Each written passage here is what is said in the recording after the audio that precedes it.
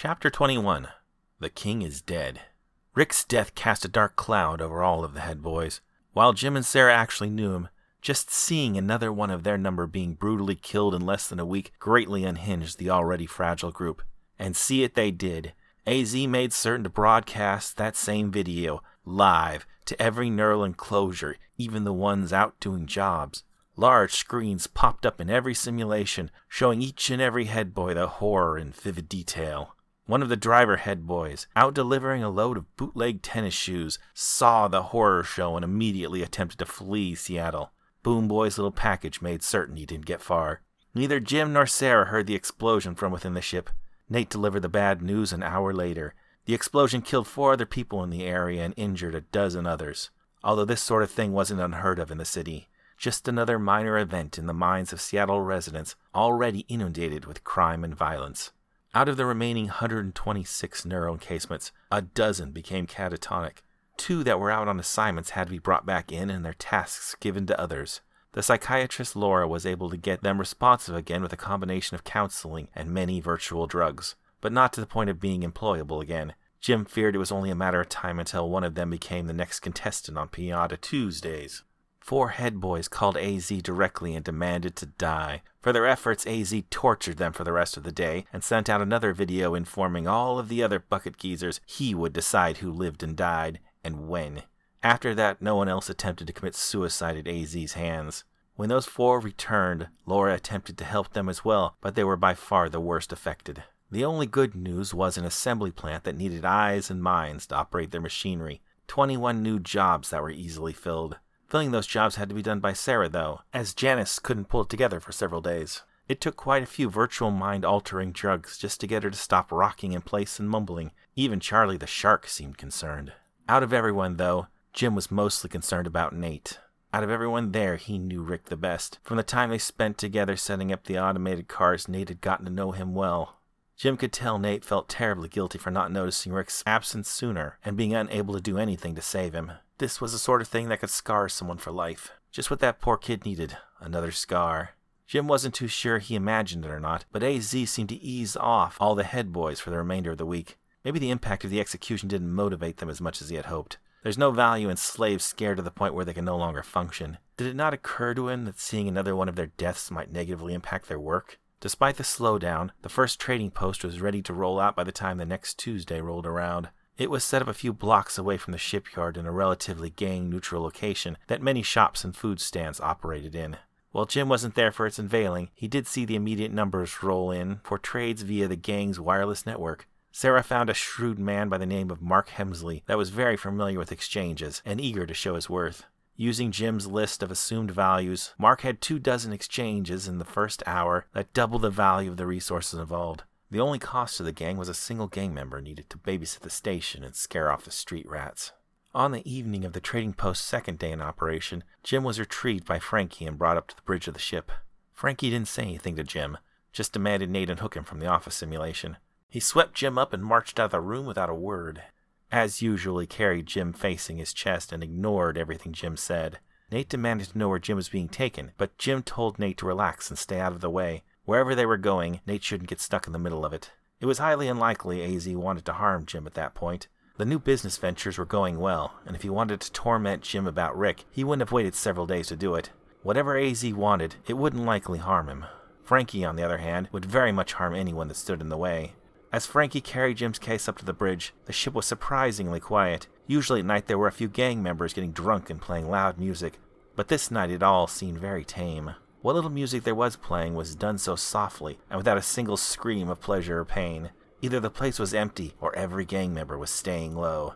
It was quite ominous. Eventually Jim was set down on a wooden table in the recently redecorated bridge of the ship. The deck looked more like a gaudy Eurotrash penthouse than the rusted crash pad it had been in the past. A large mural of a winged bloody eye spread out, swept up from the floors, up the walls, and into the ceiling, made of various colored bits of stained wood. It was rather beautiful if somewhat unnerving. Silk curtains and fine tapestries covered the walls. Parts of the floor had thick shag carpeting. The bridge even had real lighting instead of strings of Christmas lights. It might have been impressive if it wasn't all so tacky. In the middle of this wasted wealth was AZ and Frankie, who fit right in the garish mess like two kids out clubbing in Europe. But there were several figures on the bridge Jim had never seen before. They stood out like sore thumbs on the colorful bridge, dressed identically in matching black suits. These were proper grown-ups compared to the childish appearance of the gang members. They had slick hair and were professionally dressed. One could have mistaken them for secret agents of the government if their suits weren't so expensive. The oldest of the three had gray-streaked black hair and held a big cigar. After taking a puff, he leaned in on Jim's case. He was a large, squat man, several inches shorter than his similarly dressed colleagues, but clearly in charge. They stood at attention behind him, their eyes hidden behind black sunglasses. Smoke blew out of the nostrils of the large man, like an old dragon as he examined Jim's case. Jim looked at AZ's face, and for once, it didn't have his normally manic smile. In fact, it held an expression Jim had never seen on AZ's face before. AZ seemed powerless. Every fiber of his malevolent being seemed to struggle against an invisible wall of authority this old man exuded. AZ was just a big bottle of frustration, and this older gentleman was the cork. "So, this is the miracle worker I've heard so much about, the man who actually made the Bloody Eye profitable. My name is Thomas Cavell. I run Seattle," said the man. "Hello?" said Jim nervously. As much as he was loving seeing someone put AZ in his place, the mere thought of somebody more powerful immediately panicked Jim. "So what's your name, clown?" asked the old man. Before Jim could say anything, AZ said, "That's J-Star!" "Quiet, you. I want to hear from the man's lips himself." "So what's your name, stranger?" said the old man again. "Jim, said Jim as he struggled to remember his own last name. When had he ever said it out loud in the last decade, or several decades? Finally, it came back to Jim. "Jim Smith. It's a pleasure to meet you, sir." "So, Jim Smith, I hear you've been the brains behind the Bloody Eye's recent rise to stardom. I gotta say, I'm impressed. Before you arrived, I considered them barely competent in even the best of times, and here all it took was a decent accountant to straighten them out." "Say, Jim, how old are you?" asked Mr. Cavell. It must be around 138 or so by now. I really don't keep track of birthdays," said Jim with a laugh. Mr. Cavell laughed as well. "Oh my God. No wonder you're so good at your job. You've got a ton more experience than anyone I've ever met, old man," said Mr. Cavell. Then he turned to his men and said, "These brain jobs, right? How'd we ever forget about these guys?" His men nodded obediently, but hardly broke a smile. Jim hadn't seen anyone so unwaveringly serious since Frankie. Then a thought smacked into Jim's awestruck mind like a bullet. He saw an opportunity and jumped for it. "I don't suppose you need an accountant?" AZ's face immediately lit up with rage. "Indeed I am. That's why I'm here to see you," said Mr. Cavell. "Hey, wait a damn minute," said AZ. He reached behind his back, and immediately guns seemed to appear from thin air in the hands of the two men Mr. Cavell employed. But there was a third gun pointing at AZ as well, and it was in the hands of Frankie. "Really, Frankie?" said AZ as he stared past the guns like they weren't there, and looked Frankie in the eye with cold annoyance, his hand still holding whatever was behind his back. "I'm taking Jim here, AZ, and if I gotta tell you twice, you'll be resting in the bay," said Mr. Cavell, still looking at Jim. He didn't turn around or even break eye contact with Jim for a moment. "What about the other neural encasements? And Nate?" asked Jim. "Sure, Jim. Whoever you need," said Mr. Cavell. This was better than Jim could have ever imagined.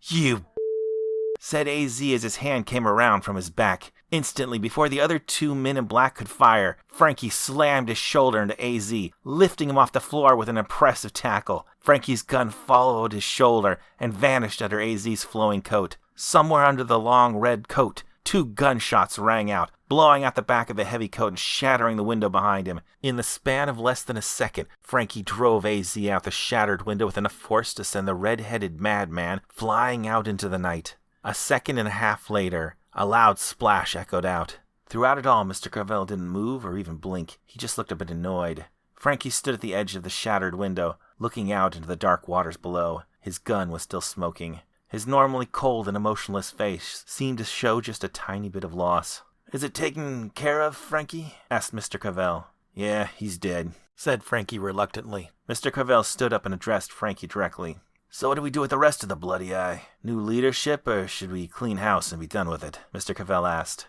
"Don't worry about it. I'll take care of it," said Frankie as he tucked his gun away somewhere in the back of his overalls. "All right, I'll leave it up to you. You're a good soldier, Frankie. One of my best," said Mr. Cavell as he patted Frankie on the shoulder. Then he beckoned to Jim, and one of his men rushed over to pick up Jim's case. Come on, Jim. Let's get out of here and head over to your new home. Maybe get you out of that ridiculous jester outfit," said Mr. Cavell. Jim wasn't too sure what Mr. Cavell had in mind, or what his plans were for his friends. All he knew for certain was that AZ was gone for good, and there was no way that wasn't a good thing.